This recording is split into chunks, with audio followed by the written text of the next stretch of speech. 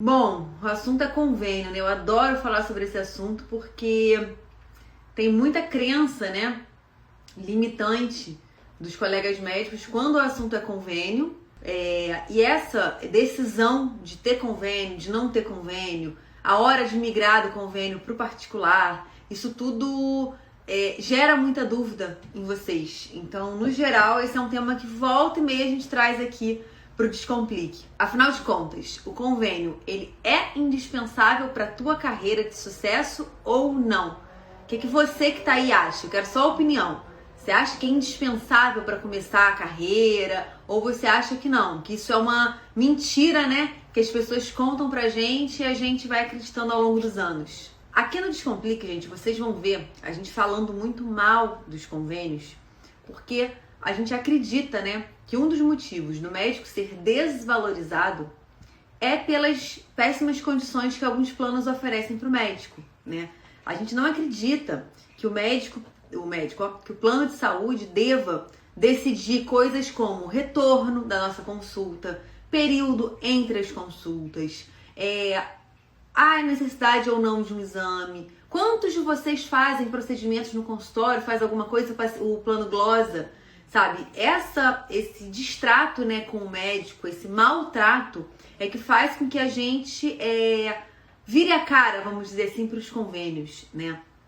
O que a gente acredita e tem a comprovação disso através dos nossos alunos, não só através da gente, é que é possível sim ter um consultório de sucesso, ter um consultório movimentado, com agenda cheia, tendo pacientes exclusivamente particulares, tá? O reembolso de consulta, ele facilita muito, né, a gente trabalhar com reembolso. Eu costumo dizer que o reembolso, ele é um sistema de ganha, ganha, ganha. Todo mundo ganha com reembolso. E eu vou te explicar por quê. O paciente, ele ganha no momento que ele pode escolher o médico que ele quer. Ele escolhe o médico, usa o recibo daquele médico para tentar reembolso. A decisão, né, pelo médico fica na mão dele. O médico ganha porque o médico pode estipular o seu preço, o tempo de retorno, tudo que eu falei. O médico resgata a autonomia dele. Ele volta, né, a ser um médico de atendimento particular e a relação dele é com o paciente, né? A transação financeira é com o paciente, prestação de serviço é com o paciente. E aí você pode falar, poxa, Clara, mas o convênio ganha com isso? O que o convênio ganha? Gente, quantos pacientes você já atendeu, você, Lorena, por exemplo, que o paciente falou assim com você, nossa, doutora Lorena, você é a terceira médica que eu venho. Tô vindo aqui para pegar uma outra opinião. Isso acontece muito nos serviços de convênio. O paciente, por não poder escolher o médico que ele desejaria ou que ele confia, ele não concorda muito, ele quer uma segunda opinião de outro médico. Então ele vai num segundo médico, ele vai num terceiro médico, e tudo isso é custeado pelos convênios. Um outro quesito, né, que aumenta a despesa de convênios, custos, exames solicitados. Se você faz uma consulta num paciente de 15 minutos, você precisa pedir todos os exames possíveis para você se resguardar no exame complementar. Agora, se você tem tempo para fazer uma boa consulta, uma boa anamnese, muitas vezes aqueles exames vão ser reduzidos à metade, 1/3. Então você diminui também as despesas do convênio com a execução de exame complementar. Então reembolso é sistema ganha, ganha, ganha. Infelizmente, nem todos os convênios, né, oferecem reembolso. Eu não sei, né, esse boom de médico que você está falando. Eu já vi muitos médicos, né, omitindo o motivo da consulta ou do procedimento no recibo para o paciente tentar reembolso. Isso é antiético, né? Se o paciente fez um botox, eu não posso dizer no recibo que foi um valor referente à consulta para ele conseguir reembolso. Isso, infelizmente, não é ético, né? Mas a gente sabe que tem muita gente também fazendo. Eu acho que é sobre esse boom que você está falando. Se não for, você me corrija, tá? Mas a gente conhecer sobre reembolso, Lorena, é muito importante, porque a gente consegue educar o nosso paciente. Você acha que o convênio vai sinalizar que tem um reembolso baixo? Não! Muitas vezes os pacientes nem sabem os valores dos seus reembolsos. Então, é nosso papel educar o paciente. Olha, existe a possibilidade de reembolso, nem todos os planos oferecem isso. É claro que tem uma parcela das pessoas que vai procurar o plano que for mais barato. E, gente, preço e qualidade, no geral, não caminham juntos. Então, o paciente que procura um plano muito baixo de preço, né, muito barato, ele vai sacrificar a qualidade, ele vai sacrificar hospitais de referência, laboratórios de referência, ele vai sacrificar a presença do reembolso, isso vai acontecer. Agora, para esse público, é tudo ou nada, ou contrataria um convênio com esse preço mais baixo, ou não teria um convênio. Então, tudo bem, ele vai contratar o que cabe no bolso dele. Mas existe uma parcela das pessoas que pode escolher, que pode usar os hospitais de referência, os laboratórios, toda a rede credenciada como critério de escolha e também a presença ou ausência de reembolso e o quanto esse reembolso, né, contempla de valor, porque isso varia muito também. Então, a gente tem esse compromisso de falar para esse público que pode escolher e pode usar isso como critério na hora de escolher um convênio. Então, caramba, no Rio de Janeiro, a Unimed não faz reembolso. Fazer Unimed é você aceitar, de repente, pagar um preço mais baixo, mas em compensação você não ter direito a reembolso nenhum. Então o paciente daqui tem que saber disso, para ele ter outras opções, ele pensar no Sul América, ele pensar num Golden Cross, enfim. E não vão ser os convênios que vão divulgar isso. Por isso, né, esse nosso papel social de educar as pessoas que nos acompanham, tá? É o nosso trabalho de formiguinha. Quando você na sua internet, no seu perfil, fala sobre reembolso, você está educando os seus pacientes, você está educando todos os pacientes que te acompanham, pacientes que nem são só seus, tá? Então é muito bacana. Quem faz isso brilhantemente é uma aluna nossa, embaixadora inclusive do Descomplica, Michele. Michele é gineco-obstetra aqui no Rio. Pelo menos uma vez por semana a Michele fala de reembolso no story dela. Então ela tá sempre respondendo caixinha de pergunta, porque ela não atende convênio, trabalha muito com reembolso e ela tá ali sempre, toda semana, pelo menos ela explica sobre reembolso.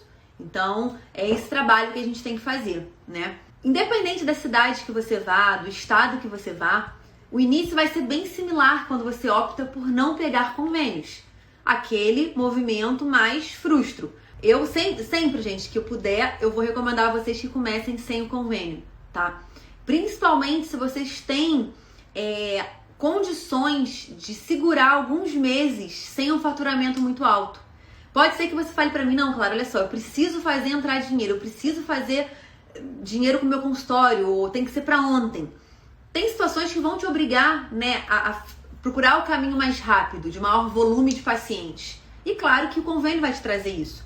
Só que muitos convênios você precisa investir pra entrar. Então, se você não tá conseguindo grana pra manter o consultório aí segurando 2, 3 meses pro negócio começar a movimentar, você vai ter menos dinheiro ainda pra pagar o credenciamento, né, a um convênio. Muitos convênios dificultam, igual teve essas colegas falando aqui.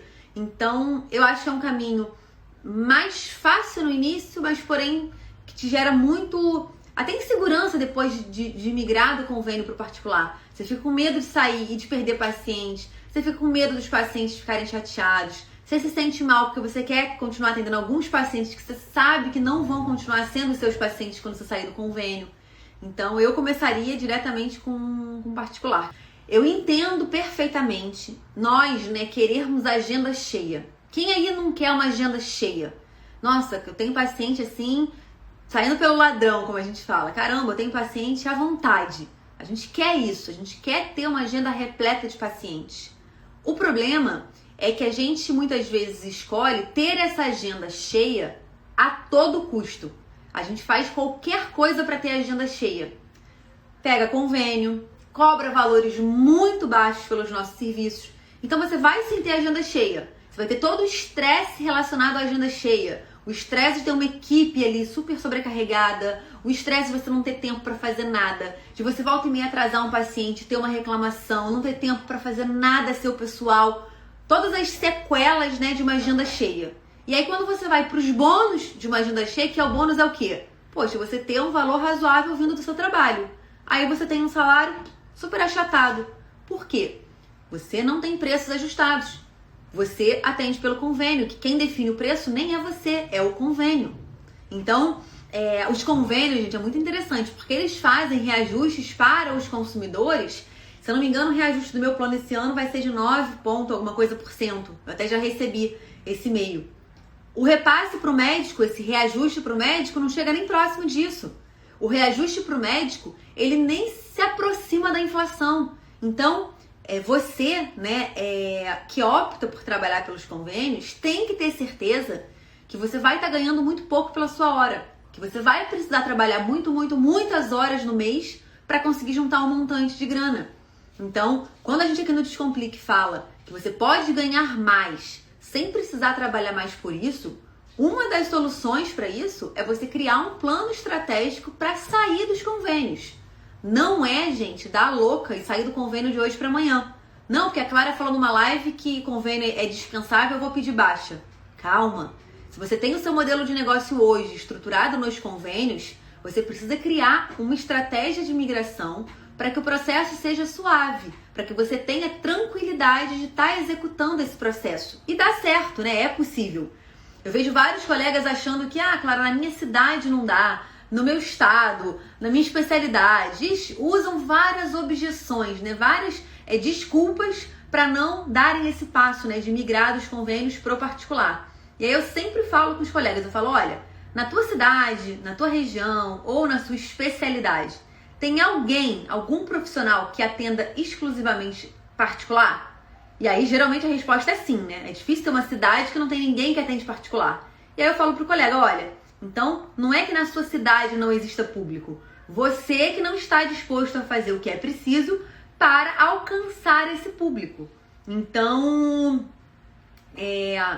se você tem o interesse, né, de trabalhar exclusivamente com particular, você tem que estar disposto a fazer o que é preciso.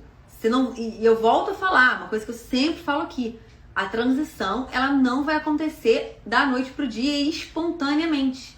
Não, eu vou pegar convênio, porque aos pouquinhos eu vou ficar com a agenda cheia, os pacientes vão me valorizar, e aí em algum momento eu vou me sentir tranquila para ir diminuindo meu atendimento de convênio. E aí vai acontecer isso naturalmente.